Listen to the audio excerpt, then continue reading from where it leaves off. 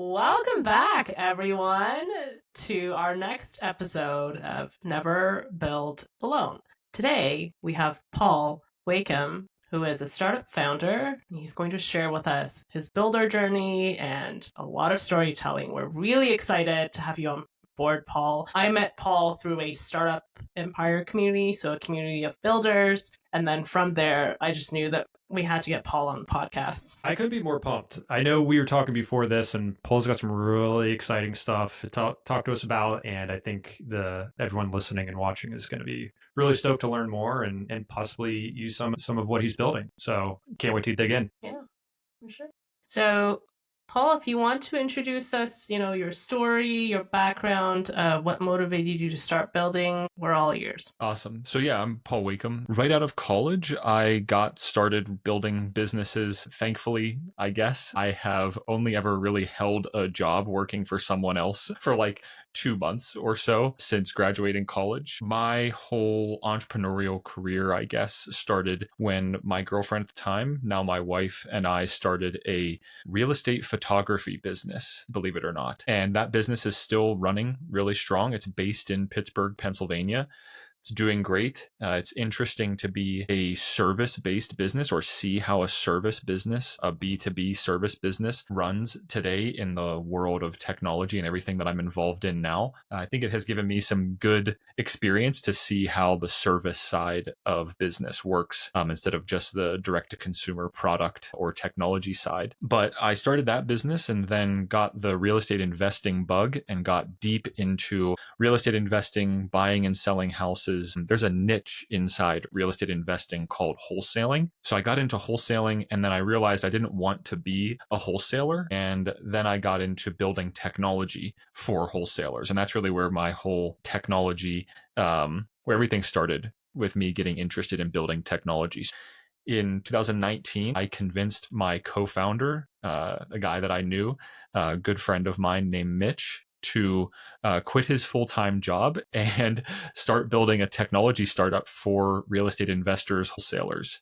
And throughout the next 4.5, 5 years or so after that, until early 2024, we grew and then sold that business to an incumbent in the space that wanted the technology and some of the IP that we had built, exited. And then I'm now deep in the world of AI, which I'm sure we'll get into and what I'm building right now. But that's the quick and dirty version of how I got to where I am today. Love that. I had no idea that your niche was kind of in the wholesale, like real estate investing area. And I'm sure, yeah, everyone needs tech, but this is a very specific user segment. What kind of made you realize this was an area that you needed to build for? There was so much opportunity there. What was that kind of? Yep. So one of the first real estate deals that I did, I walked down the street from the house that I was renting and I was on a dog walk and saw this really destroyed, rundown house. And I was like, I bet somebody wants to buy that. I bet somebody wants to flip that. And it was just as I was getting into real estate investing. And I didn't want my ability to buy and sell houses, whether it was my own properties or properties that I would end up selling to someone else. I didn't want that to be dependent upon me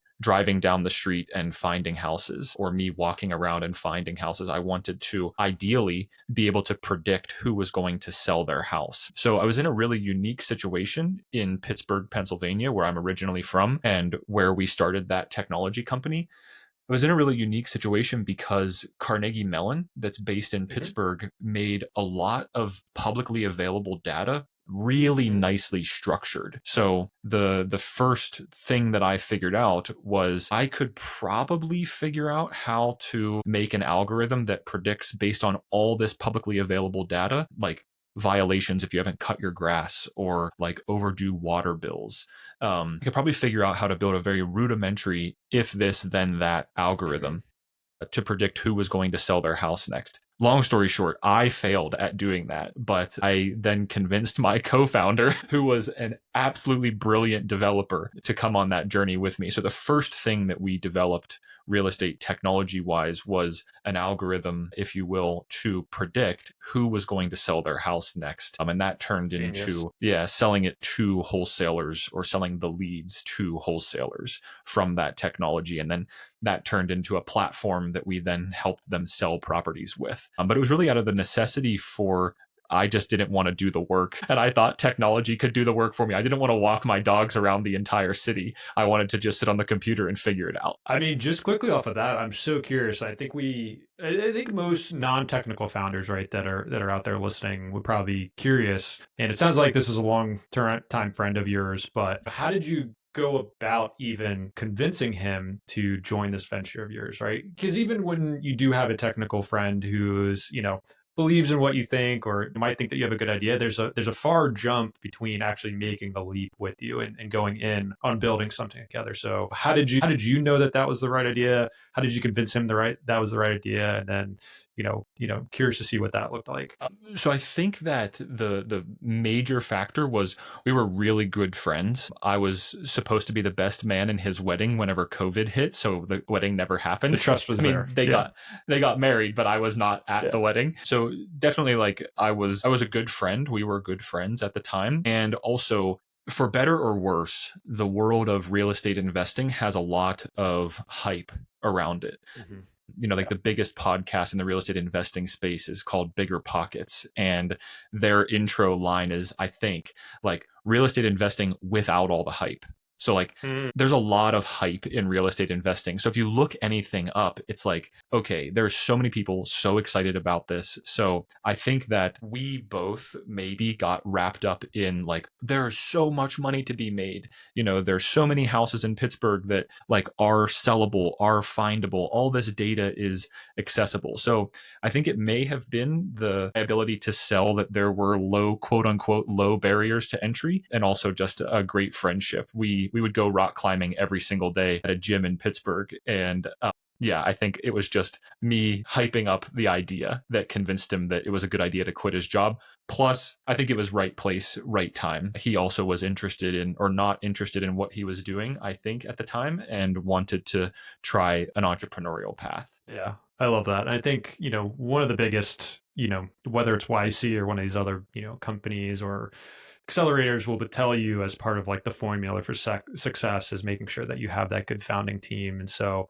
making sure that you guys already knew that you could work well together because of that deep friendship, obviously makes it a little bit easier to go down this long journey that has a lot of trials and tribulations to stick with it together because, just staying alive a lot of times gets you to that next milestone or success. Totally. And you kind of started to talk about it, but I'm really curious with some of these ideas that you've had, like what made you have such conviction for them? Like what made you decide, is this just another hype idea like you're talking about in the real estate industry, or this is something to actually like move all my chips, all in and let's go after this thing. Yeah, it's something that I actually think about a lot now. So I'm 31 now, the ripe old age of 31, and I think back to not really the time whenever I started the technology company, but I often find myself, as I'm starting something new now, thinking back to the time whenever I started the real estate photography company. I have a economics degree from the University of Pittsburgh. My wife has a liberal arts degree from a university in Pittsburgh called Point Park, and I got fired from that job that I was at for 2 months, and I was a bike mechanic for like 3 months after that, working Right for on. like $9 and nine Love dollars and that. 75 cents an hour. And for whatever reason, John, we were just like, yeah, we can start a real estate photography business with a drone and no photography skills.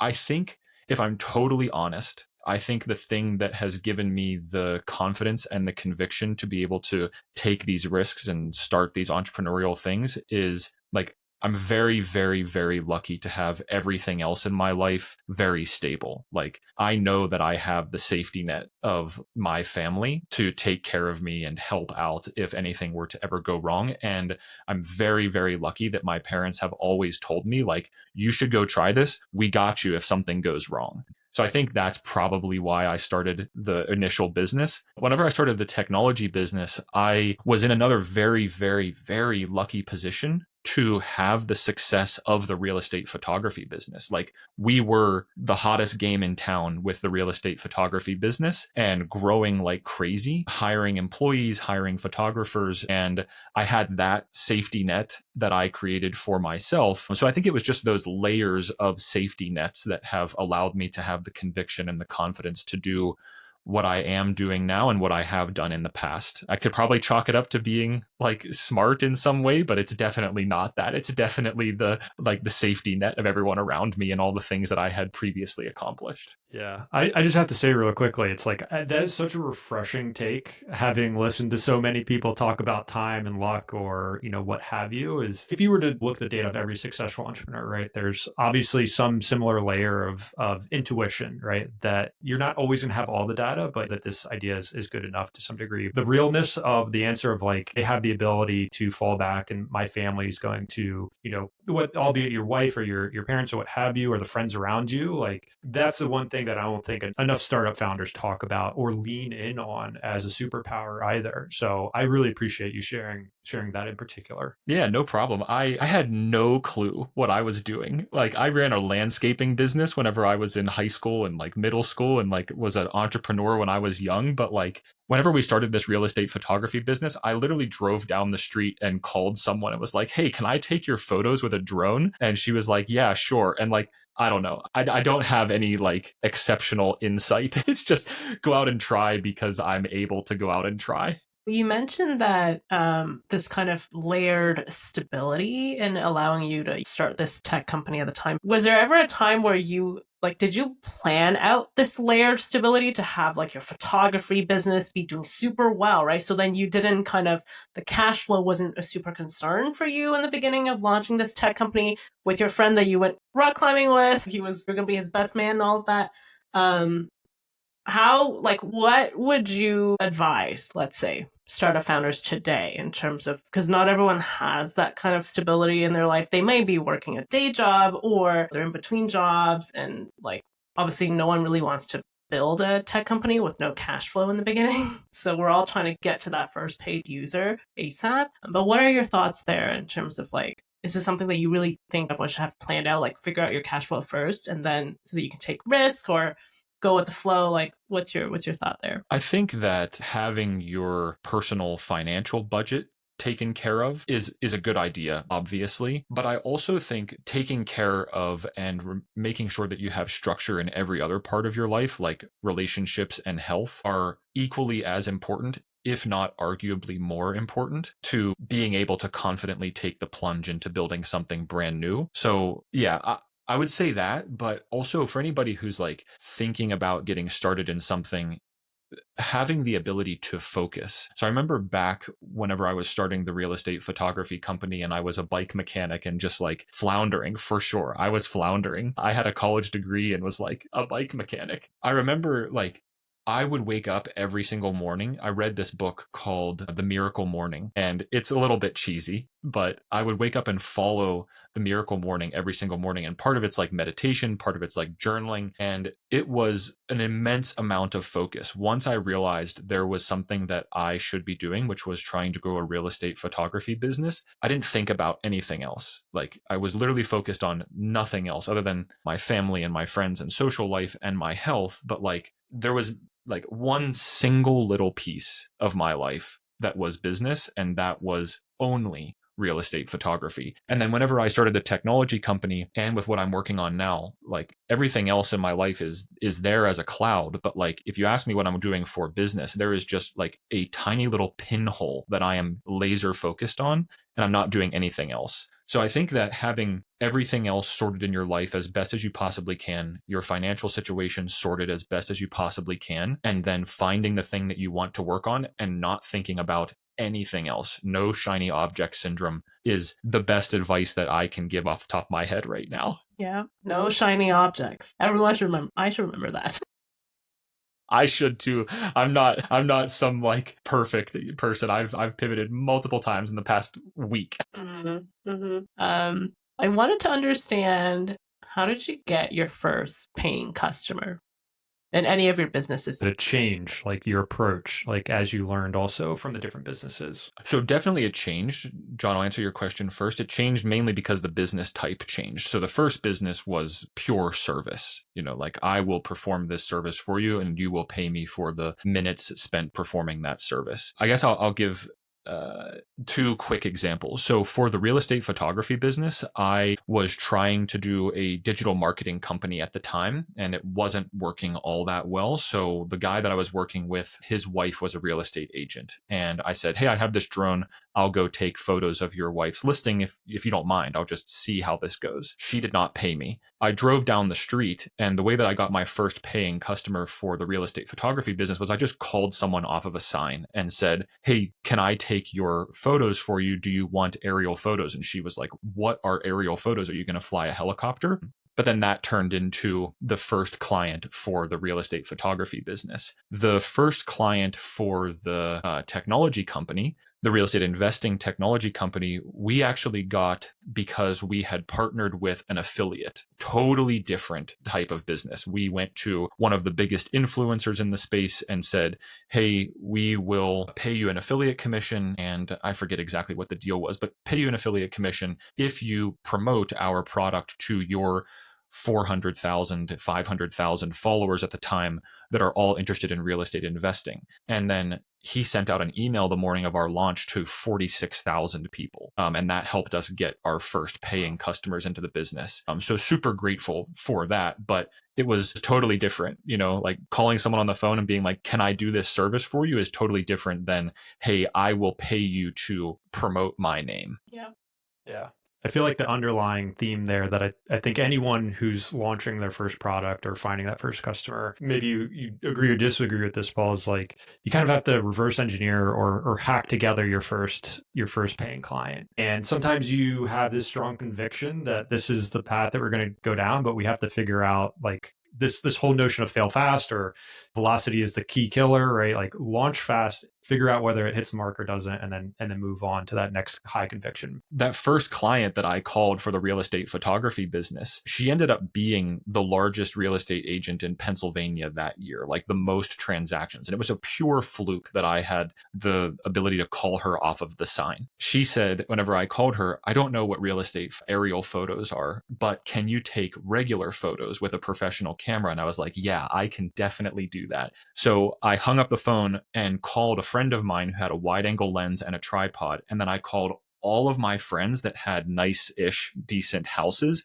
and said, tell your parents I'm going to be there tomorrow afternoon to take photos of their house. So in like 18 hours, I put together a portfolio because that agent had asked me for my portfolio. Totally cobbled together a portfolio, and then she hired me as her photographer for like 400 or 500 listings that year, and then gave my name out to everybody. So it was definitely a fake it until you make it scenario, but I figured it out. I feel like that's how most MVPs are born, honestly.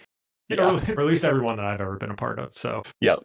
Yeah. I love how the opportunity became clear to you. You were like, okay, let me go build that, which was your portfolio at the time. And then you got booked. Basically, from there, a relationship was built, and then you got booked more. So, Totally. Yeah.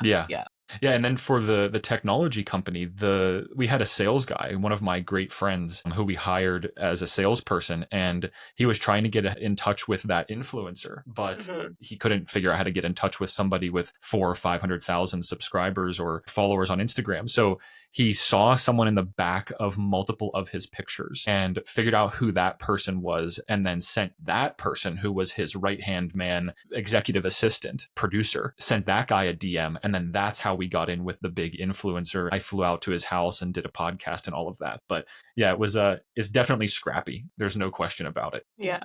I'm also curious, and it may be a good segue after talking about your first paying customers. I think every other entrepreneur or startup founder right now is also thinking about, well, after that, then we think product market fit, right? We've proven that someone actually wants to pay for this, but how do we get that to scale? And so I'm curious as to at what point did you feel like you would achieve product market fit, and what are some of maybe your suggestions on how a new startup founder might think about achieving product market fit? And something that you kind of alluded to earlier is this whole notion of pivoting, because when to pull the ripcord or like shift it into fifth gear and go full steam ahead because you feel that conviction that we've hit that PMF. Yep. For real estate photography, product market fit was pretty clear pretty quickly whenever I was going from absolutely zero photography appointments to having to call off at the bike shop multiple times a week to not fix bikes and sell bikes, because this client was recommending me to all of her friends, and then I was taking all the photos. But then for the technology company, product market fit was difficult. I would argue that in some cases, in some ways of looking at that business, we never actually hit like true, pure product market fit. We had really interesting technology that underlied everything. All of the intellectual property was really interesting, but I think that true product market fit where people are clamoring to get to our product, in some ways we achieved that and in some ways we didn't. There was a competitor in the space that we were a fast follower of, and we were the second mover in this very small niche of the real estate investing wholesaling technology. And we were trying to take a different spin on what they had done, and they had very clear product market fit. So we were trying to prove our product market fit off of what they were doing, but in a slightly different way. It's definitely difficult. And I think that with everything happening today with AI and how easy it is to build new businesses today, I think that product market fit and how to obtain it is an even more interesting question than it has been for those previous businesses that we've talked about. Yeah, for sure. I wanted to pivot our discussion towards the people in your journey. You've mentioned exiting one of your most recent businesses last year and running this real estate photography business with your now wife. When you think back on your builder journey, who has really been instrumental in your, in the way that you were able to scale or exit the company, get more paying users? Like, can you share a story about a moment, when you realized the value of building with others? Yep. The beginning of my technology company, it was called Town Square, TWNSQR. We were lucky enough to get a 6-letter domain. Incredible. But whenever we started Town Square, it was a humongous vote of confidence from my co-founder for him to be like, yep, I'm a genius. Like, he's so smart, incredibly smart developer. It was a huge vote of confidence for me to see someone like that, who I held so highly, to be, yeah, I'm quitting my job and we're going to do this together. So that was definitely a huge vote of confidence and definitely a huge confidence boost for me. And then, of course, my wife and her being so supportive over the years, and of course, my parents being so supportive over the years. But we also raised money for Town Square, and seeing people put their hard-earned dollars behind us and seeing investors like really encouraged by the success that we had and egging us on and asking, how are things going? A lot. That was also super encouraging and just like made me feel like validated, if you will. I never, like I said, I never really worked for a company where a company said, like, we're going to give you a promotion because you're doing well. It was always like everything was done on my own accord and under my own power. So having people show that they believed in the idea and what we were pursuing really was the most influential thing that people have done for me throughout this. For sure. I think that's definitely very valuable to highlight that, this wasn't a one-person journey. Yep. And all-encompassing. So, Paul, what is next for you as a builder? I know we've talked about this behind the scenes a little bit, but tell everyone, like, what are you working on now? So I am 100% completely obsessed with all things artificial intelligence. So while I was running Town Square, I was out on a run one morning and I was listening to Alex Hormozy's podcast. I was trying to understand how to apply what he was saying to Town Square, like his marketing methods or his whatever he was talking about. I just couldn't grasp it. I couldn't understand, how do I take what this person is saying and then like form it to my own reality and apply it to my own reality. Someone can give a whole bunch of examples. I can sit here and say how I grew my businesses. How do you translate the concepts of what we're talking about here to your own life. And it dawned on me, man, if I could just give this entire podcast to ChatGPT and then give ChatGPT my personal situation and the things that I want to apply this to, it's so good at understanding an insane amount of data to like transform that and say, here's the insight and here's how you add it to your life and your business. So what I'm working on now is just that. Like, how do you take media, content, things that people consume and learn from, such as podcasts, and talk to them in such a way that you can have the concepts applied to your life or transformed to your life or your questions or your unique scenario. So the company I'm building is Guidable, and everything that I just said about transforming the content and the concepts to your life is exactly what I'm trying to build. That sounds amazing. I have definitely seen very early designs, mock-ups. It's really, really interesting. And the fact that you're able to bring a podcast now to life and have listeners really engage with the content and just ask these questions. Because I think the use case that you're touching, we probably all at one point wanted to do the same. Like, Yeah. I want to implement this. Like, how do I? And then my thought goes elsewhere because it's a difficult thought process to go through. How do I implement this into my life? Yeah, everybody gives examples on podcasts, like the examples I gave of driving down the street and talking to. So such a meta conversation to be having a podcast talking about this thing, but how does someone listening to this apply what we've talked about to their own situation? That takes a lot of thought and arguably a lot of luck to be in the right headspace to transform what we're talking about here to your own life and implement it. And I'm trying to take AI and make that exponentially simpler for everyone who enjoys listening to podcasts. What do you hope that your journey inspires in others? If we're looking 10 years down the line, right? After Guidable has launched and you've got a huge user base, you've met product market fit, like what's your legacy there? Oh, that's a great question, Yue. I think like what we really touched on at the beginning of this conversation is what I hope other people take away from it, or what my legacy could be, which is just taking the time to organize the things in your life to a certain point that you feel the confidence that everything else is, all of your ducks are in a row, that you can be the front of that line of ducks and say, okay, now I'm going to go take this risk, or I'm going to go try this thing. Because everybody talks about taking risks and everyone says like, you know, I'm a risk taker, or this person took the risk and it paid off. But like, kind of like we've touched on, no one really talks about what it takes to get yourself to the point where you feel comfortable taking risks. And that's what I hope someone could take away from the journey that I've been on and what I've hopefully been able to accomplish. Yeah, for sure. Like, be leading the ducks. Yes. Not be amongst the ducks. Yes, you want to be the leader of the pack of your ducks. That's right. Yeah, I probably could have given a better analogy, but anyway, that's all I could think of. Yeah. No, I picked up exactly what you put down. Nice. All right, John, should we go ahead with our rapid fire questions? Yeah, let's kick it off. Describe your builder journey in one word. Guys, this is hard. You're going to have to cut out my silence. It's supposed to be rapid fire. That is all good. I bet the answer is going to be great. I'm going to say dynamic. Nice. Yeah, I would agree. Yeah, it sounds great. Okay. How does day one of Guidable feel compared to day one, let's say, of your real estate photography company or your tech company that you exited?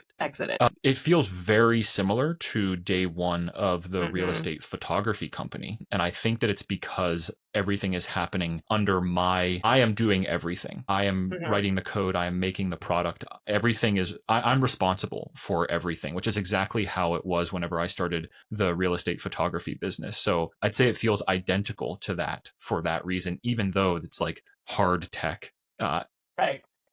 You're like a full stack founder now. I'm a full stack composer with cursor and V. Yes. As we all have to be nowadays. Yeah. Spinning off of that, actually, what's your favorite AI product right now? If you would have asked me this 24 hours ago, I would have said without a question 100% cursor, but I took the time over the last 24 hours to learn V0 from Vercel as best I could, and it is one of, if not the most incredible AI products I've ever used. There's a lot of people that talk about why it's bad, but they are definitely just not using it right. It is madness. It is so good. Yeah, very good. That's also high praise too. There's a lot of other really awesome tools out there. Yeah, Cursor's great, but it is Yes. like now a very close second. Mm-hmm. V0, I was able to spin up a complete redesign of the UI for the app that I'm working on for Guidable in like 18 hours of work. It's absolutely perfect. It has animations, it's dynamic, it's scalable. V0 is insane. Just a quick detour, and maybe you agree with this, Paul. I know this is supposed to be rapid fire, but I think it's really important right now, in particular with this episode and you just mentioning that, is that those founders out there right now who are listening and are you may be struggling to find that CTO, you can fire up that MVP and prove the information, the resources, the users that you need to prove to bring on that CTO or go get that funding or something like that in a matter of hours now. Definitely go out there and use some of these tools that Paul has referenced. Yeah, totally. Yeah, for sure. I have to say, I think that the world of having a CTO or having developers is gone. Period. I have attempted to work with 7 professional developers, from $150 an hour developers to $20 an hour developers, from domestic developers to Eastern European developers to South American developers to people in Asia and all over the world. I am confident when I say this, I can work faster with these AI tools to bring what is in my brain to life than they can without these AI tools. The magic is whenever you find someone that is willing to say, I will give up VS Code in my current work process, and I will learn how to use Cursor. I will learn how to use V0. That person is special. So anybody who's listening that's thinking about starting a business or a technology company, go find a developer, but ask them what their IDE is. And if they say anything other than Cursor or Windsurf or Klein, you probably don't want to be talking to them in 2025. I am extremely confident in saying that. We're going to link all of those tools in our podcast so that our viewers can go build out their MVP with Cursor or V0. I think this is much needed right now, time-wise. And we're in an inflection point right now with all of these tools. Last question to round out the rapid fire. If there is one thing that you could do different, looking back at your whole career, I guess, is there one thing that you would go about? Would you launch a different product? And then how much of that do you attribute to the people that you worked with and brought along with you and built with? If there was one thing I could do differently, it would be in the technology company, Town Square. I would have not tried to build a different product than what the competitor in the space had already built. Like, they were very clearly having success, had product market fit, and we knew exactly how to build what they had built, but we thought that our values were more well aligned with the customers that were clamoring to pay them a bunch of money. So I would say if I could go back, I would build the truly competitive product to the company we were competing with in that space. And just to bring it all together, like, there were other real estate photographers whenever I started my real estate photography company. I was offering like copy paste the exact same product, just with a different face as them. And I should have followed that advice whenever I started the technology company. And for Guidable and what I'm building right now, there are other companies that are doing something very similar, if not identical to what I'm doing. And I don't feel afraid to go and jump into the exact same space, just with a different face. So solving for the same problem, but you can show it differently, basically. Yep, exactly. Right. Awesome. Thank you so much, Paul, for our episode today. We thoroughly enjoyed chatting with you, learning about your journey, and we're really, really excited for Guidable. Is there anything that you would like us to share with our viewers? Is there a wait list? How can we use Guidable? So you can find me on, I'm going to say Twitter. I'm just going to say Twitter. You can find me on Twitter at the Paul Wakeham, and on there you'll find the Guidable.chat account, and you can just sign up for the waitlist that I have for access to Guidable. Find me on Twitter, X, and Guidable. Guidable.chat is the website. If anybody has questions, if you guys have questions about how to build things with artificial intelligence, these tools that we've talked about, I love talking about it. I could sit here and talk for like 3 hours into the void about how to use these tools and what you can accomplish with them. So if anybody has questions about that, how to get started, what frameworks to use, how to jump over Lovable and Bolt and Replit and go straight to Cursor, let me know. I'm happy to help. Amazing. Awesome. We'll make sure to link everything that you just mentioned down in our podcast so that our viewers can find your Twitter account and then all the Guidable links as well. So thank you so Thank you. much. No problem. Thanks, Paul. It's been a true pleasure. Awesome. Thank you guys. It was really nice talking.